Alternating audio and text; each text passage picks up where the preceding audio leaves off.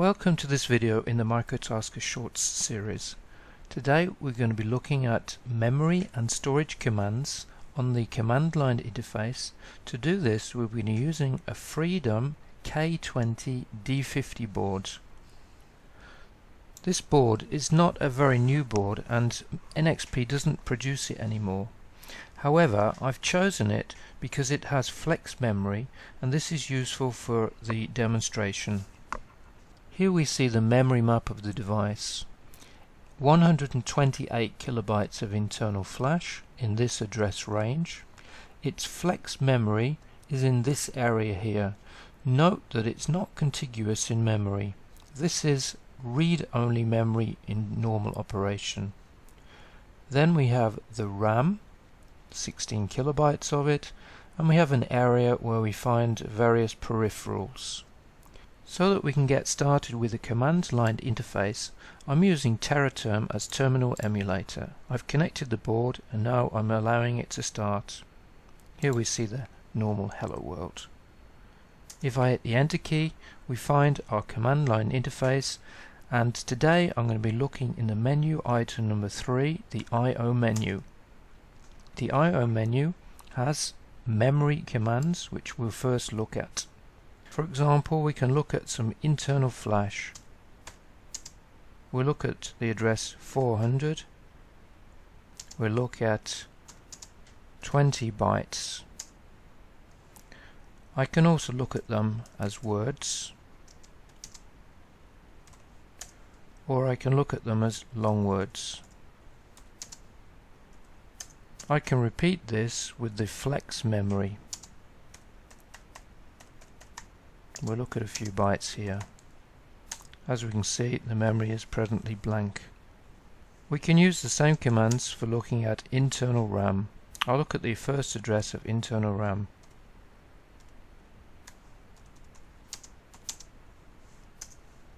I can also look at peripheral memory. I'm looking at a part of the DMA controller because I know it's in use. Here we can see some movement as well. I cannot use the memory write commands in internal flash because that's read only in normal circumstances. I can also use the memory write commands for modifying RAM and peripherals. For example, I'm going to look at a location in RAM and I'm going to modify it.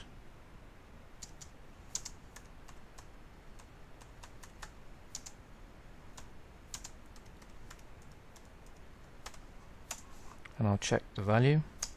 Finally, we'll look at the memory fill commands. Here I'm going to fill just 3 of these bytes,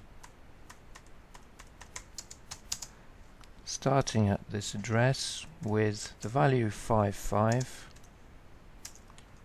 and we check. There we have the change. Of course, when I use the memory commands, I have to be careful that I'm using valid memory, because if I use a bad memory location, for example, I'll try to read beyond the internal flash or internal RAM,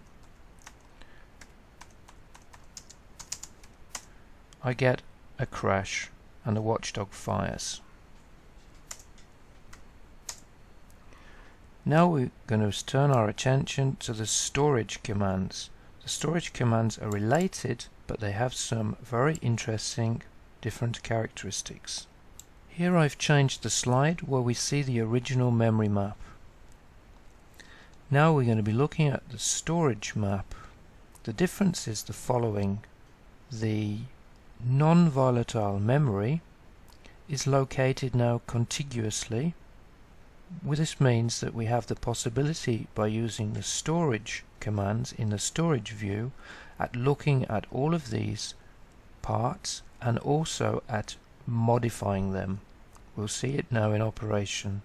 First, I'm going to repeat the memory display commands to look at internal flash.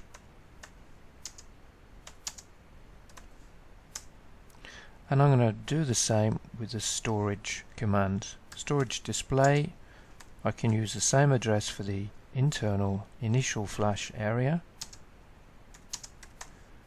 and I get the same result. For the non-volatile flash, originally using the memory display command, I had to use its physical location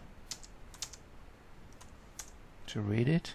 Now I can display it using the storage display at the new address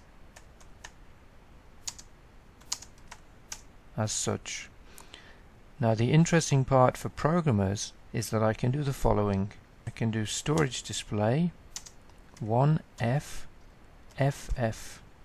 ff0 long 16. Now what's happening now is that this part is a read from the internal program flash, and this is now a read from the flex flash. From the programmer and user's point of view, these are a continuous area of programmable memory. Although it wasn't possible to write to flash using the memory commands, I can do it if I use the storage commands. I can do storage modify 1f ff0, for example. I can write a long word with a certain value. I'll check it by reading it back. Here we can see the modification. Also I can do the same in the flex flash. However, to make it more interesting, I'm going to do a storage fill command. I'm starting from the address 1FFF4. This will be from here, and I'm going to fill long words 1, 2, 3, 4, 5 of them with a pattern of such. Now we see what's happened. We filled from the flash program memory a number of locations, and we overflowed and filled into the flex memory. So what happened is we actually jumped across this area, which makes the whole area look as if it's contiguous. There are, however, a few words of caution. Let me show you a write to the address 20010. Storage modify 20010. This time I'm going to modify just 1 byte. I'm going to write the value 99. Let's have a look what happened. You'll notice that it's not there. The reason is this chip only allows long word writes. But don't get worried, because the driver is helping us.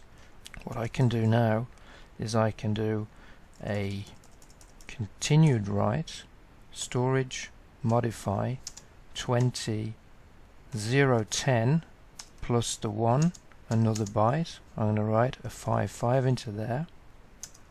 Again, that's not possible. You can see that there's been no modification. So I continue storage modify, this time 2 bytes further. I'm going to do a word write, and now we can see what happens.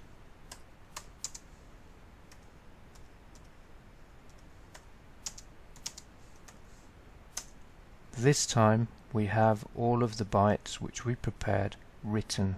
The reason for this is, as I said, the fact that physically we have to write long words to this flash area, and the driver had stored the intermediate writes until it had a complete long word ready, and then it committed for us.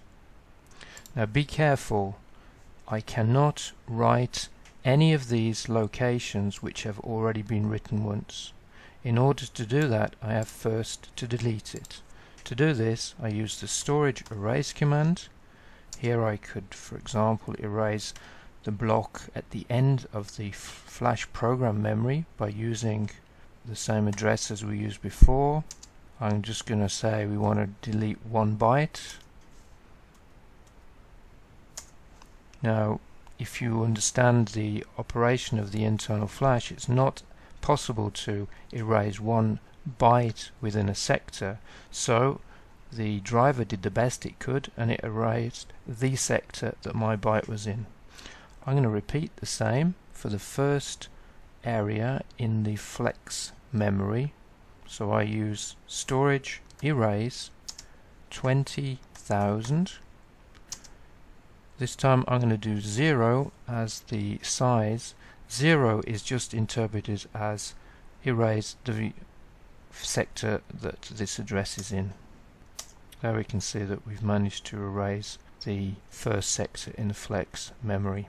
Many thanks for watching. I hope that the video has illustrated the difference between the memory and the storage views, and especially the advantages that the storage commands have when working with Flash.